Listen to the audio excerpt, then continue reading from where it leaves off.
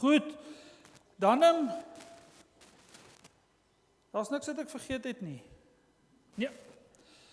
Dan gaan ons begin deur saam te sing, ons gaan jubel op hierdie feesdag. Nagmaal is 'n feesdag. Ja, anderste as wêreldse feesdag, is dit 'n feesdag waar ons dit vier, dat God aan ons 'n belofte maak.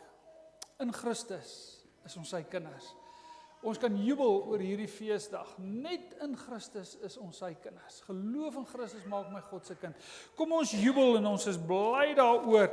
En ons sing Psalm 118 vers 1 en 12 en dan Psalm 89 direk daarna. Dan sing ons juis dat God het sy trou verbond. Hy het sy belofte aan ons gemaak en hy sal dit nakom. Kom ons jubel en juig met hierdie twee liedere saam.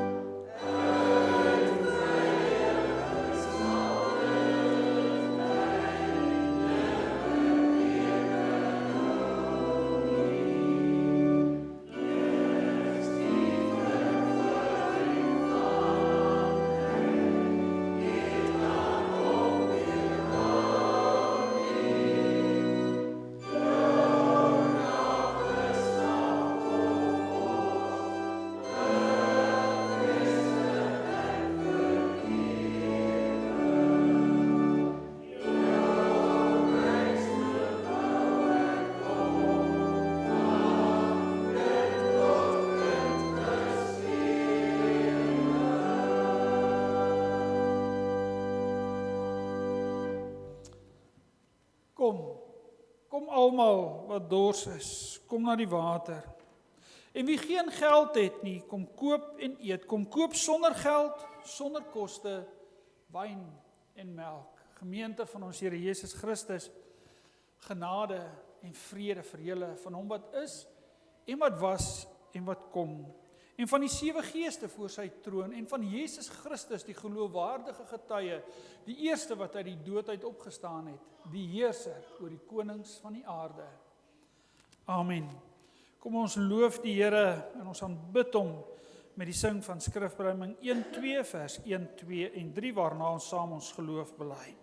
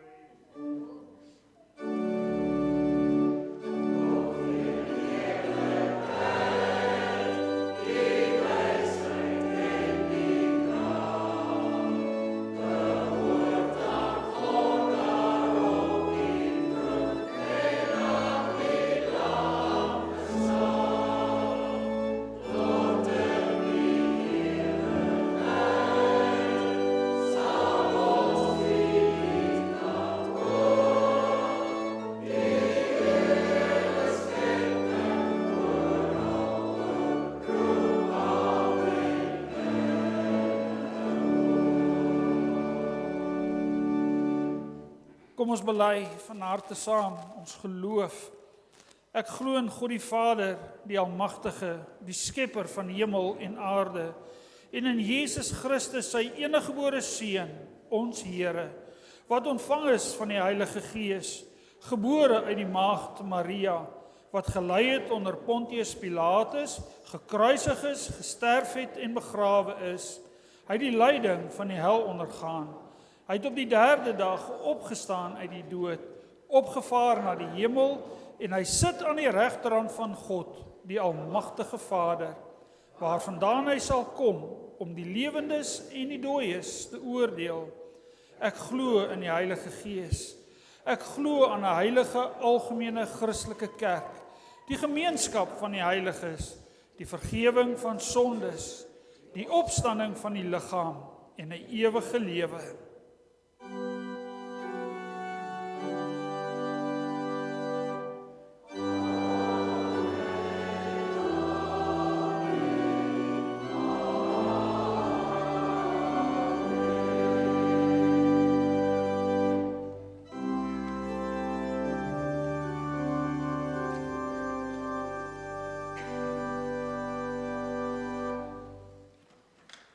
Geliefdes, om die nagmaal reg te vier, is dit nodig om onsself vooraf reg te ondersoek en dit tot sy gedagtenis te gebruik.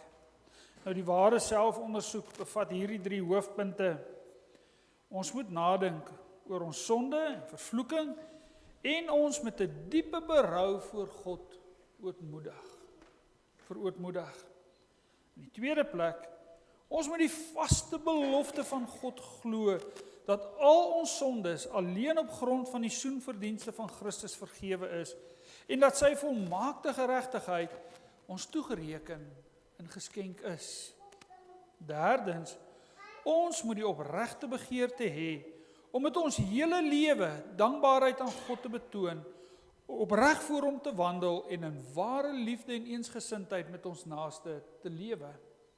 Almal wat so gesind is, wil God in genade aanneem en in die seëninge van die nagmaal laat deel. Maar hulle wat hardnekkig en sonder berou God se gebod oortree, eet en drink 'n oordeel oor hulle self. Tog kom ons nie na die nagmaal omdat ons dink dat ons sondeloos en volmaak is nie, inteendeel, ons kom juis omdat ons lewe buite onsself in Christus soek. Ons het egter deur die genade van die Heilige Gees hartgrondig berou oor ons sondes en begeer opreg om volgens al die gebooie van God te lewe. Daarom kan ons seker wees dat God ons in genade aanneem en waardig maak om deel te hê aan die hemelse voedsel en drank. In 1 Johannes 2 vers 3 tot 6 lees ons: As ons die gebooie van God gehoorsaam, weet ons daaraan dat ons hom ken. Iemand wat sê, ek ken hom, maar nie sy gebooie gehoorsaam nie, is 'n leienaar en die waarheid is nie in hom nie. Wie sy woord egter gehoorsaam, in hom het die liefde van God werklik sy doel volkome bereik. Hieraan weet ons dat ons in hom is. Wie beweer dat hy in hom bly, behoort self ook te lewe soos Jesus gelewe het. Hierdie laaste woorde sny eintlik diep tot in elkeen van ons harte. Wie beweer dat hy in hom bly, behoort self ook te lewe soos Jesus gelewe het. En nou weet ons so baie dinge in my lewe vertel niks van Jesus nie. Daar's net te veel van Hendrik in homself. En daarom moet ons ook vir die Here kom en ons moet ons geloof alleen in Christus stel. Hy alleen, volgens God se belofte, kan ons vrymaak, maar ons kan ook vir die Here vra bidend om ons te lei deur sy Gees, dat daar in ons 'n lus en 'n liefde is om sy woord te gehoorsaam en dit na te kom. Terwyl ons so bly sit, kom ons sing en ons sing dit bidend die woorde van Psalm 119 vers 39 en 40.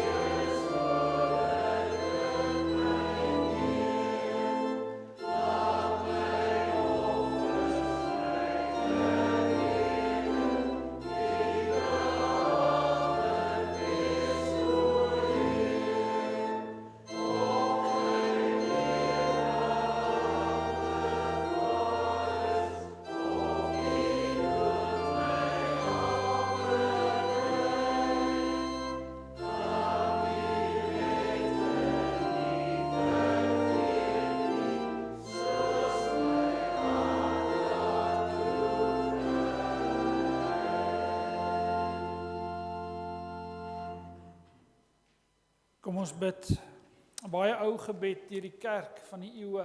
Kom ons bid dit saam. Vader, wat ons nie weet nie, leer ons dit nou deur u woord en Gees. Wat ons nie het nie, skenk ons dit in u oneindige genade. Maak ons wie ons in eie krag nie kan wees nie. Ja, maak deur u Gees ons u kinders, alles, ja alles, net ter wille van u Seun, Jesus Christus. Amen. Ons skriflesing kom vanmôre uit Galasiërs 3 vers 6 tot 14. Galasiërs 3 vers 6 tot 14. O, julle dwaase Galasiërs, wie het julle getoor? Julle voor wie se oë Jesus Christus voorheen as gekruisigde uitgebeeld is. Net dit wil ek van julle weet. Het julle die Gees ontvang op grond van die uitvoering van die wet, of op grond van julle geloof in wat julle gehoor het? Is julle so dwaas? Julle het met die Gees begin, wil julle nou met die vlees eindig? Het julle vergeefs soveel beleef? Indien wel, dan was dit inderdaad te vergeefs. Gee hy dan vir julle die Gees en verrig hy kragtige dade onder julle op grond van die uitvoering van die wet, of op grond van julle geloof in wat julle gehoor het? Soos van Abraham gesê is, Abraham het God geglo, en God het sy geloof vir hom as regverdiging gereken. Besef dan, die mense wat uit die geloof is, die is kinders van Abraham. En omdat die skrif dit vooruitgesien het dat God die heidene op grond van die geloof regverdig sou verklaar, het die skrif die evangelie reeds vooraf aan Abraham verkondig. In jou sal al die nasies geseën word. Daarom word die mense wat glo, saam met die gelowige Abraham geseën. Trouwens, diegene wat op die uitvoering van die wet staat maak, val onder 'n vloek. Want daar staan geskryf, vervloek is elkeen wat nie hou by alles wat in die wet geskryf staan en dit nie uitvoer nie. En dat niemand op grond van die wet voor God geregverdig word nie, is duidelik. Want die regverdige op grond van geloof sal leef. En die wet is nie gegrond op geloof nie, inteendeel, die mens wat hierdie dinge doen, sal hierdeur leef. Christus het ons vrygekoop van die vervloeking van die wet, deurdat hy in ons plek 'n vervloeking geword het. Want daar staan geskryf, vervloek is elkeen wat aan 'n hout hang. Die doel was dat die seën wat Abraham ontvang het in Christus Jesus na die nasie sou gaan en dat ons die Gees wat beloof is deur die geloof sou ontvang. Tot sover ons skriflesing. Ons gaan fokus op hierdie woorde in vers 6. Abraham het God geglo en God het sy geloof vir hom as regverdiging gereken. In een van ons belydenisskrifte, die Heidelbergse Katekismus, word ons geleer dat die sakramente, die van die doop en die van die nagmaal, ons geloof versterk. Deur dit op die enige offer van ons Here Jesus Christus aan die kruis, ja, om ons gedagtes en ons denke daarby vas te vang.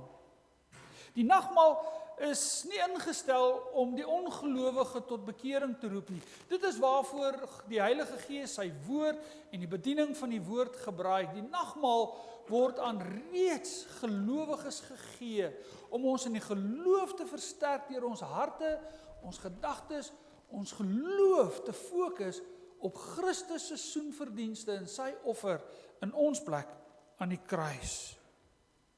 Ja, geloof wat sterk genoeg is en wat volwasse genoeg is om te bely, ek glo die evangelie.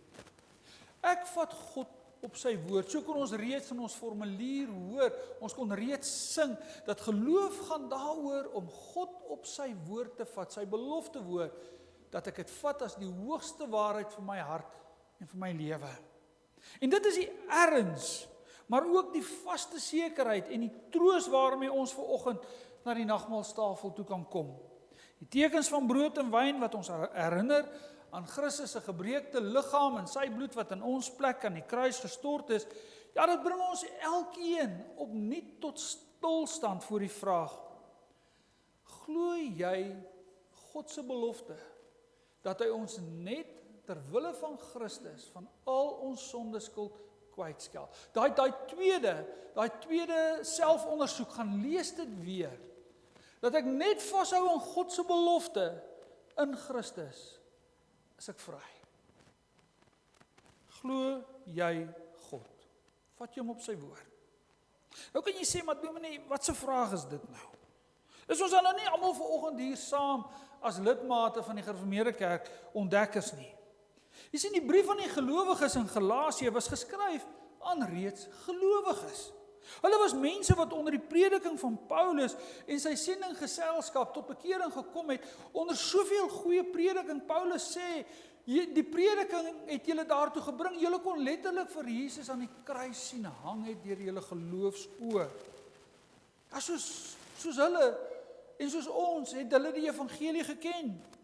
Tog begin die apostel hierdie hoofstuk met daardie woorde, julle dwaase Galasiërs, wie het julle getoer? Mense, weet, dis 'n eeuou probleem, van die eerste kerk tot vandag toe, dat gelowiges binne die kerk wil vasgryp aan 'n klomp dinge wat ons moet doen, in plaas daarvan om my sekerheid, my troos te kry in God se belofte. En daarom is hierdie gedeelte so, ook vir elkeen van ons geskryf, en worstel ons elkeen ook maar met hierdie waarheid. Na die apostels se vertrek uit die gemeentes daar, het valse predikers die lidmate in die gemeente laat glo, dat hulle eers volbloed Jode moet word, voordat hulle vir God aanvaarbaar kan wees. Die Joodse gelowiges in die gemeente van Galasië en die valse predikers het vasgeglo dat die Joodse kultuur op die spel was. Die evangelie wat Paulus verkondig het van geloof in Christus alleen, het by hulle vrese wakker gemaak dat hierdie kosbare kultuur wat oor eeue gekom het, dat dit op die punt was om van die tafel afgevee te word, dat dit verlore sou gaan. Hulle het eeue se tradisie en geskiedenis agter hulle gehad. Vir eeue was die voorskrifte baie duidelik geweest. As jy deel van God se volk wil word, moet jy jou eers laat besny. Elke man moet hom laat besny. En dan eers gaan ons verder om in die lig van die wet en van die Ou Testament vir jou te leer wat jy mag eet, waarin jy mag vat en wat jy mag doen en wat jy nie mag doen nie. Dan eers is jy 'n Jood. En hulle wou al hierdie dinge by die evangelie gevoeg het. Verseker kon hierdie predikers en hierdie lidmate wat weggedwaal het, die woorde van Genesis 17 vers 10 aangehaal het, waar God self aan Abraham die opdrag gegee het, en dit is my verbond tussen my en julle en jou nageslag na jou wat julle moet nakom. Elke manlike persoon onder julle moet besny word. Dit was hulle, kom ons sê hulle go-to teksie. Ons is mos lief vir daai teksies om heen te gaan. Hier het hulle teks. 'n Mens hoor hoe die valse predikers almal in die gemeentes van Galasië terugvat en hulle daarop beroep, maar wie jy, om 'n kind van Abraham te wees, moet jy 'n Jood word en in Christus glo. Jy hoor hoe hulle die beste argument uithaal. Toe Abraham deel van God se verbond geword het, was hy besny op 99, Ismael op 13 jaar en Isak op 8 dae. Ja, om deel te word van God se volk, moet elkeen ook eers deur hierdie proses gaan. Jy hoor hoe hulle almal leer. Die een belangrike familietrek van God se kinders, van God se huisgesin deur al die eeue van Abraham af is, as jy tot geloof kom in God, word jy besny en jy kom al die voorskrifte na. Dit kan tog mos nou nie anderste vir die gelowiges, die Christene wees nie. Hierdie mense moes 'n doodskoot argument gewees het. Dis gegrond in die Ou Testament. By die begin, toe God met Abraham, die vader van alle gelowiges, begin het. Daarom kon hulle so baie van die lidmate in die gemeentes van Galasië hiervan oortuig het. Selftevrede moes hierdie valse predikers en die lidmate gevoel het. Weet, eintlik het ons Paulus stil gemaak. As Paulus oor Abraham skryf, vestig hy die suiwer evangelie van Christus alleen, geloof in Christus alleen, verseker op die sterkste argument wat daar is vir geloof in Christus alleen. Daarom kan julle gaan lees weer ons nagmaalsformulier. Hoeveel keer kry julle die woordjie belofte? Gaan lees dit weer. Hy vat hierdie Joodse gelowiges en hulle predikers aan letterlik op hulle eie argument, op hulle eie terrein, op hulle eie eise vat hy hulle aan. Hy vat hulle nog verder terug as die besnydenis van Abraham. Hy vat hulle omtrent 25, 30 jaar voor die besnyding van Abraham. Hy vat hulle so ver terug, nog lank voor die geboorte van Isak. Hy vat hulle terug na die woorde van Genesis 15, vers 6, waar daar staan, Abraham het God geglo en God het sy geloof vir hom as regverdiging gereken. En hier is verseker een van die belangrikste tekste in die Bybel. Dis hoekom hy so baie aangehaal word deur Paulus en verwys word na hierdie waarheid. Let fyn op, hier staan nie dat Abraham het in God geglo nie. Nee, maar Abraham het God geglo. Want, sien, ek kan in God glo en nog steeds verlore gaan. Maar net as ek God glo, as ek hom op sy belofte woord vat, dat hy my net in Christus alleen vrymaak, dan is ek waarlik 'n vry mens. Die apostel Jakobus leer ons tog duidelik, glo jy dat God een is? Goed so, ook die demone glo dit, en hulle sidder. Sien, die duiwel en al sy maatjies glo ook in God. Hulle glo ook daar is 'n God en hulle sidder en bewe voor sy almag, want hulle weet wie hy is. Maar hulle weier om die belofte woord en die een in wie dit gestalte kry, Christus, dan vaar vir wie hy is. Dit weier hulle. En dit wat hulle verlore gaan. As hier staan, Abraham het God geglo, beteken dit, hy het iets geglo wat God hom meegedeel het. God het 'n belofte aan hom gemaak en hy het God op sy woord gevat. Hy het God op sy woord gevat. Dit is eintlik wat geloof beteken. Ek vat God op sy belofte woord. Net dit. Toe God vir Abraham tussen 'n klomp afgode uit sy familie kom roep het God aan hom beloof, Abraham, in jou sal al die nasies geseën word.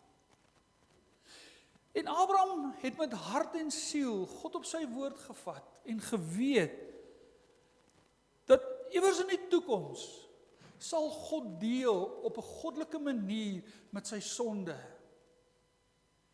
En God sal sorg dat hy by die ewige Vaderhuis sal aankom. Einde. Ek glo dit. En dis die hoogste waarheid van sy lewe. En dit het gemaak dat hy weggetrek het van sy vaderhuis, sy eie pa en sy ma en sy familie, met al hulle afgode. Hy trek weg, net op grond van God se belofte aan hom. En dan staan hier hierdie uiters belangrike woorde, en God het sy geloof vir hom as regverdiging gereken. God maak 'n belofte. Abraham vat dit as die waarheid. Hy vat God op sy woord. En dan staan hier, en Abraham dit is om tot regverdiging gereken. Net op God se belofte woord, ja, om daarop dit te glo, was Abraham voor God reg en aanvaarbaar. Daarom kon Abraham daarna uitsien om eendag in die verre toekoms vir ewig by sy hemelse Vader te woon. Net dit. Die geboorte van Isak en die besnydenis het nog 25 jaar die toekoms ingelê. Die gee van God se wet nog so 450 jaar verder die toekoms in. Alwaarin Abraham gelowig kon aan vasklou was God se belofte. In jou sal al die nasies geseën word. Hierdie glo van God se belofte het nie gebeur op iets wat Abraham gedoen het nie. Ons moet onthou, hy het tussen afgode groot geword, daar gebly. Dis wie sy familie was. God het hom kom opsoek en 'n belofte aan hom gemaak. en hy het God op sy woord gevat. En dit is hom tot regverdiging gereken. God gee aan Abraham, wat tussen afgode groot geword het, wat 'n sondaar is, nuwe status. Hy is regverdig. Voor God is alles reg. Nie op grond van wie Abraham is nie, maar op grond van wie God is. En wie Christus aan die kruis gaan wees. Abraham vat God in sy woord en net dit, vat God op sy woord en net dit herstel sy verhouding met God, waar God sy vader is en waar hy God se kind is. Vorentoe gaan Abraham nog twyfel, hy gaan nog vir die farao jok, hy gaan nog sy eie planne maak en daar gaan 'n kind gebore word met die naam van Ismael. Hy gaan ook nog soms twyfel en worstel, maar sy status as God se kind, regverdige kind van God, het nooit weer verander nie. Paulus verwys na hierdie beloftewoord van God aan Abraham, in jou sal al die nasies geseën word as die evangelie. Dis so mooi. Die hele evangelie van Christus gaan bind hy vas in hierdie woorde, maar daar het God beloof dat hierdie goeie nuus sal uitgaan na al die nasies toe, en elkeen uit al die nasies wat God op sy woord vat, dat ek net in Christus vrygespreek word, hulle sal voor God regverdig wees. Niks meer, niks minder nie. Net hulle, wat soos Abraham God op sy beloftewoord vat, net op grond van Christus se verlossingsdaad aan die kruis, is jy regverdig. Net by die kruis reken ek sy geregtigheid jou toe, en word jy my kind en ek jou God. En dis sy belofte aan ons. Paulus help die valspredikers reg deur hulle daarop te wys, dat daai familietrek waarvan julle praat, dat om 'n Jood te word, moet jy jou eers besny en deur al die moedse moenies kom en dan is jy eers 'n Jood, dis nie waar nie. Die eintlike familietrek van Abraham se tyd af was, vat God op sy woord en jy's deel van sy huisgesin.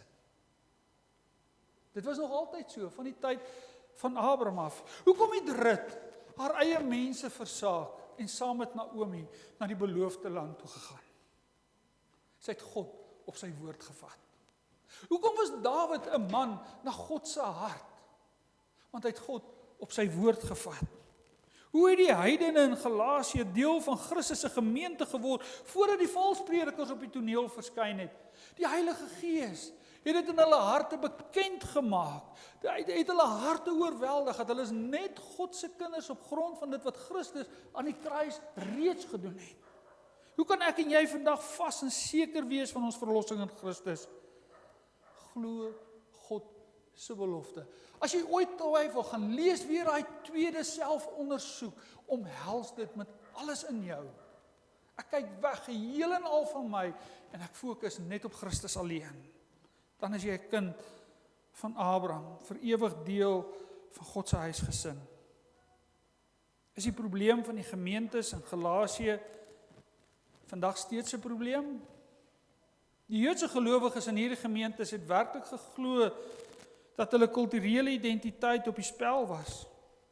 Selfs Petrus en Barnabas in Antiochië het gehuichel toe hierdie vrees by hulle aangewakker was. Ons lees daarvan in Galasiërs 2. Om God op sy woord te vat en net in Jesus te glo en op hom alleen te vertrou vir jou verlossing, het skielik gelyk of duisende jare plus se tradisies en gewoontes by die deur uitgevee word. Verder kon jy op sy skuif van die wet dat dit nie meer die middelpunt is nie, maar Christus ook daartoe gelei het dat gelowiges vanuit die heidendom, dat hulle vreemde praktyke die kerk kon binnebring en dat mense eintlik goddeloos kon lewe. Wie hulle deur die eeue is gelowiges nog altyd bang dat as iemand nie 'n Christen is, nie 'n Christen is soos ek nie 'n Christen is soos my kultuur nie.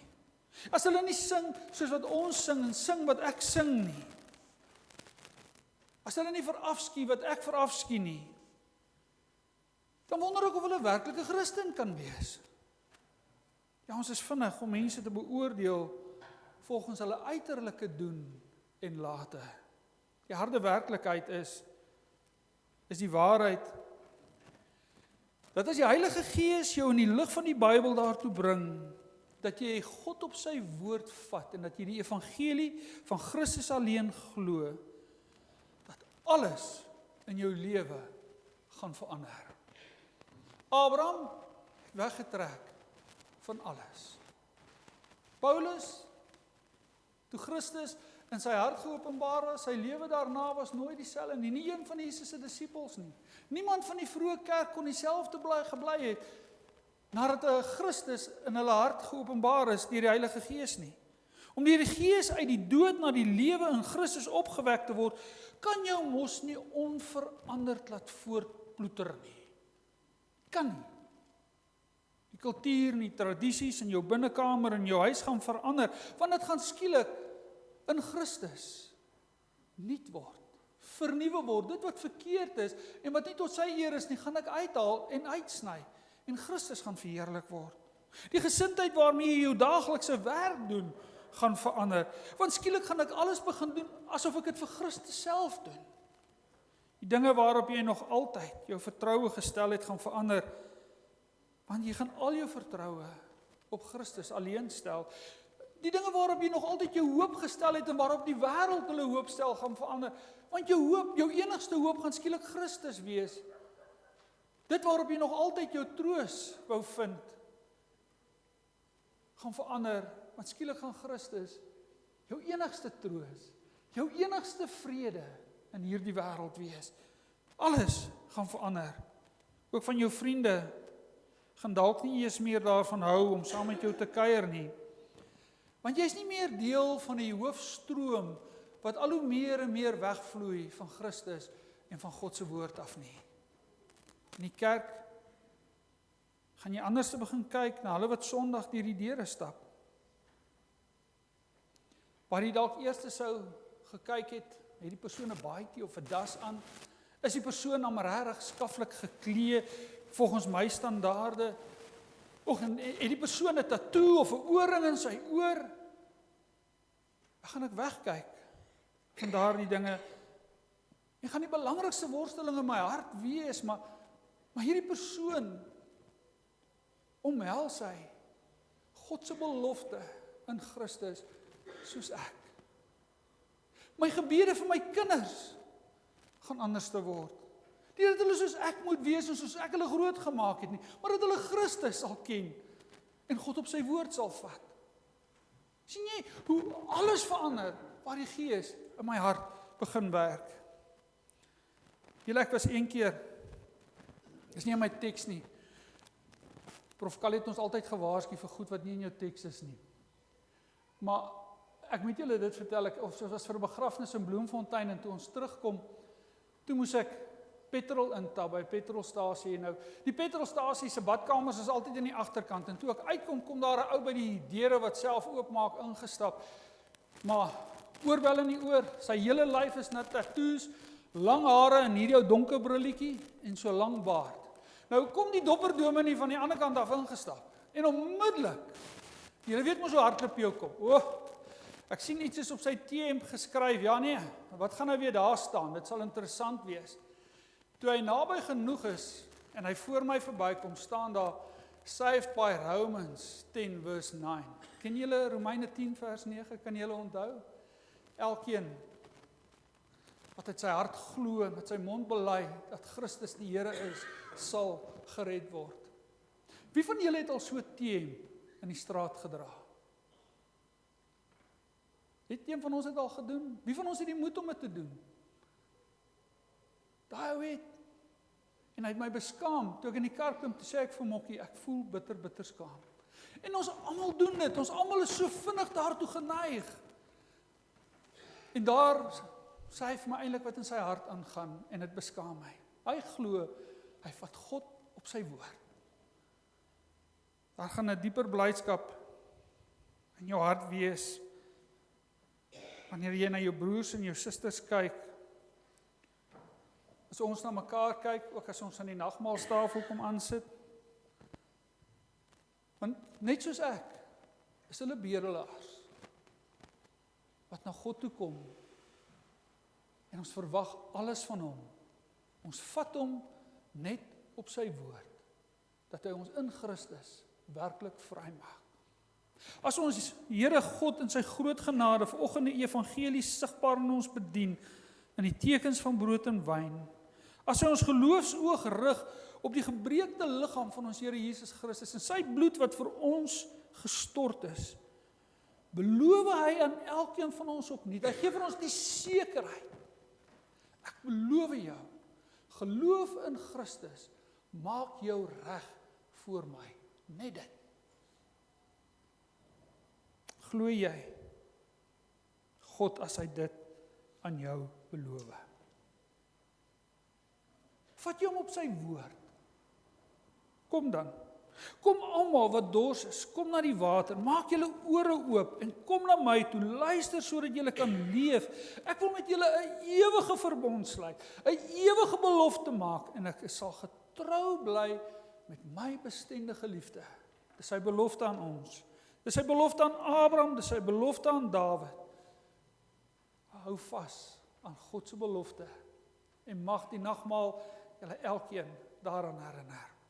Kom ons gaan oor tot die bediening van die nagmaal.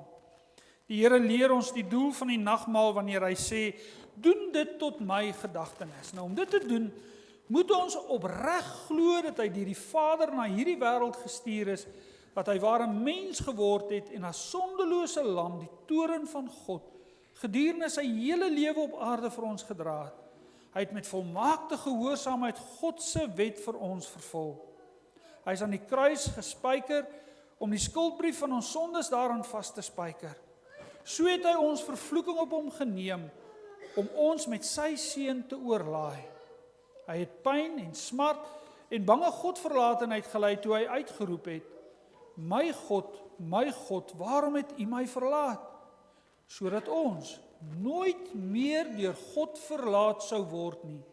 Eintlik het hy met sy dood en die stort van sy bloed die ewige genade verbond, die ewige belofte woord van God, vervul met die woorde, dit is volbring.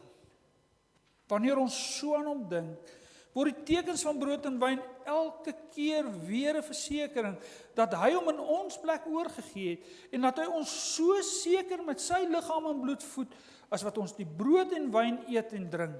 So wil die lewende Christus deur sy Gees ons van sy liefde verseker en ons tot die vaste wete bring dat ons ook tot hierdie genadeverbond behoort. Daarom laat die fees van die nagmaal ons ook met groot verlange uitsien na die bruilofsmaal van die lam. Mag God deur sy Gees ons daartoe help. Kom ons verootmoedig ons voor God en ons roep hom gelowig om sy genade aan in gebed.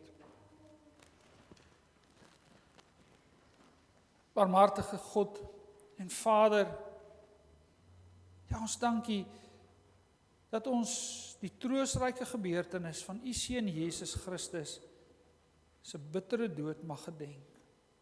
Vader, en dis ons gebed, gee dat U Heilige Gees dit in ons harte sal bewerk, dat ons in opregte vertroue al meer, ja, ons aan U Seun sal oorgee, sodat ons met hom die hemelse brood gevoed sal word, en dat ons nie meer in ons sondes nie, maar in hom mag lewe. Help ons, om onsself te verloon, ons Heiland te bely, en met gespanne afwagting te wag op sy terugkoms, wanneer hy ons in ewigheid by hom sal neem. Ja, verhoor ons, o God en barmhartige Vader, om Jesus ontwil. Amen. Terwyl die diakens vir ons die tafel voorberei, gaan ons sing Psalm 23 vers 3. Kom ons sing hierdie lied saam terwyl ons so bly sit.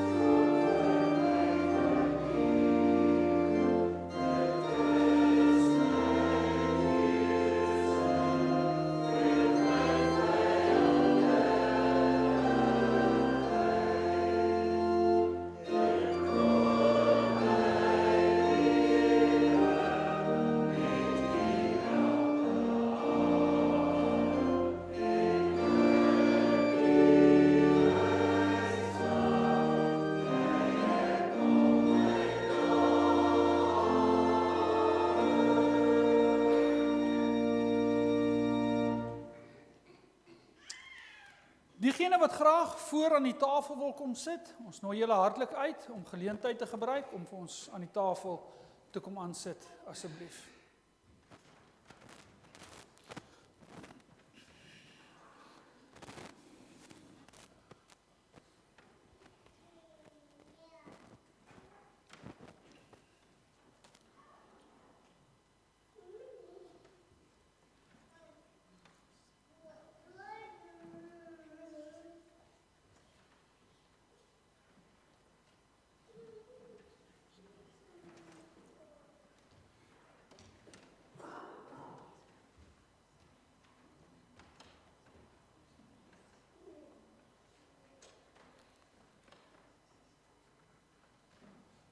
Is daar nog iemand? Hier is nog plek.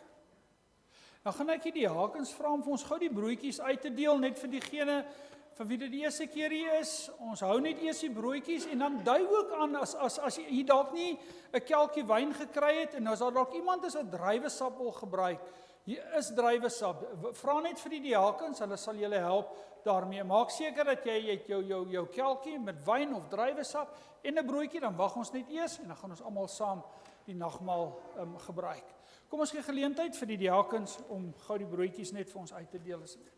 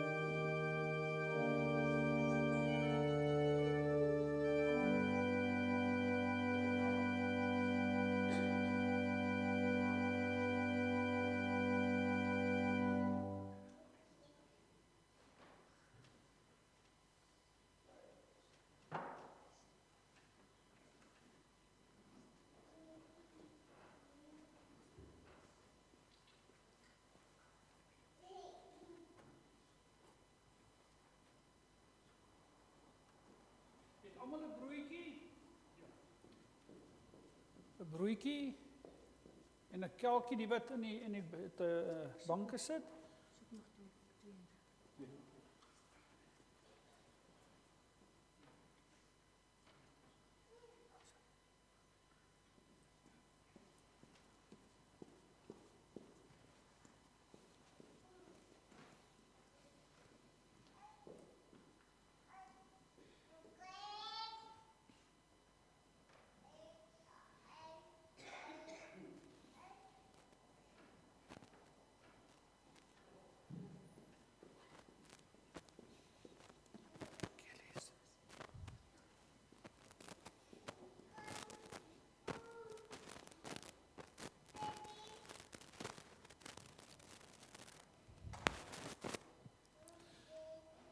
Verhef nou julle harte tot Jesus Christus, ons voorspraak aan die regterhand van ons hemelse Vader, en wees verseker dat die Heilige Gees julle net so seker die liggaam en die bloed van ons Here Jesus Christus versterk, as wat julle die tekens van brood en wyn tot sy gedagtenis ontvang.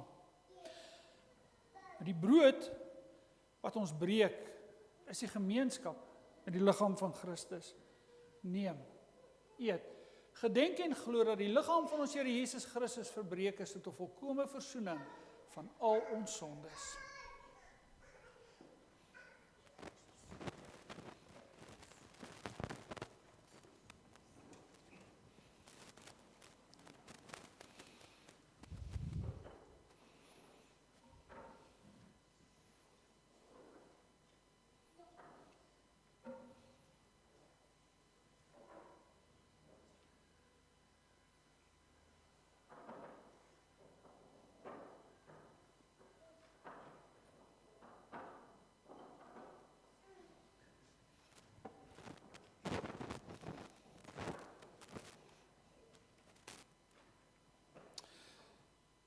Die beker van danksegging, wat ons met danksegging seën, is die gemeenskap met die bloed van Christus. Neem, drink almal daaruit, gedenk en glo dat die bloed van ons Here Jesus Christus vergiet is tot 'n volkomme versoening van al ons sondes.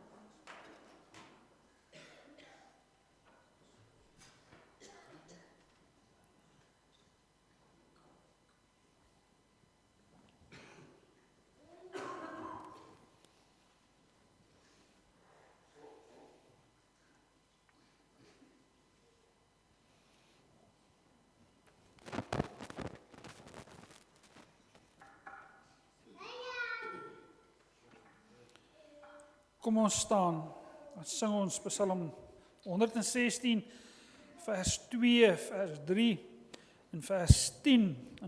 In vers 3 dan roep ons dit uit, ag red my Heer na u beloftenis. Dis waarin ons vashou, ons vat God op sy woord hiervoor. Kom ons jubel dit uit. Psalm 116, 2, 3 en 10. Kom ons staan, dan sing ons hierdie lied saam.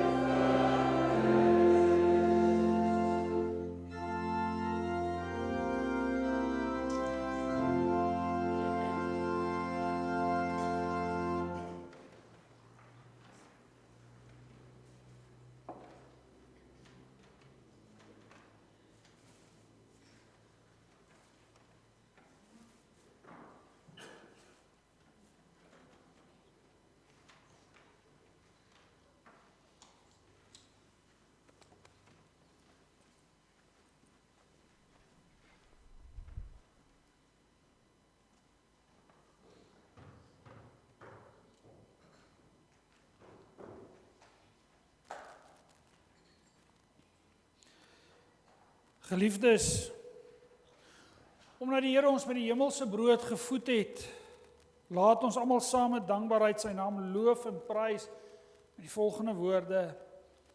Loof die Here o my siel en alles wat in my is, sy heilige naam. Loof die Here o my siel en vergeet geen een van sy weldade nie, wat al jou ongeregtigheid vergewe, wat al jou krankhede genees, wat jou lewe verlos van die verderf, wat jou kroon met goedertierenheid en barmhartighede.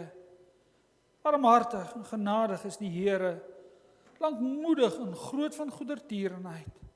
En daarom sal ons mond en hart die lof van die Here verkondig van nou af tot in ewigheid. Amen. Kom ons bid saam. Barmhartige God en hemelse Vader, ons harte loop oor van dankbaarheid, dat U weer ook met hierdie nagmaal, dat die heerlike beloftes van die evangelie in elkeen van ons harte kom vasmaak het, dit kom bevestig het. Ons dankie dat U eniggebore Seun Jesus Christus gegee het as middelaar en offer vir ons sondes. Ja, ons dankie vir die ware geloof waardeur ons deel kan kry aan die offer van U Seun. En daarom bid ons, laat deur die werking van die Heilige Gees die verkondiging van die dood van ons Here ons daagliks laat groei in die geloof en in die heerlike gemeenskap met Jesus Christus, ons Here, wat ons self leer bid het. Ons Vader, wat in die hemel is, laat U naam geheilig word. Laat U koninkryk kom. Laat U wil geskied, soos in die hemel, net so ook op die aarde. Gee ons vandag ons daaglikse brood en vergeef ons skulde, soos ons ook ons skuldenaars vergewe. Lei ons nie in versoeking nie, maar verlos ons van die bose. Want aan U behoort die koninkryk en die krag en die heerlikheid tot in ewigheid. Amen. Kom ons antwoord as gemeente met die sing van Liedboek 588, vers 1 en vers 2. Kom ons antwoord met hierdie woorde saam.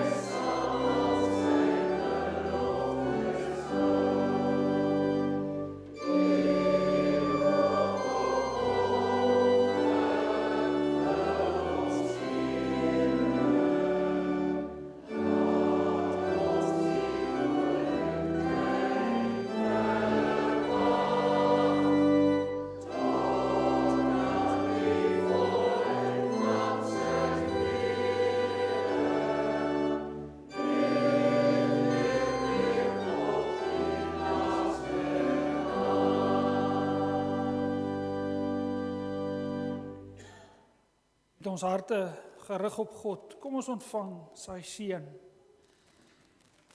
Die Here sal julle seën en julle beskerm. Die Here sal tot julle redding verskyn en julle genadig wees. die Here sal julle gebede verhoor en aan julle vrede gee.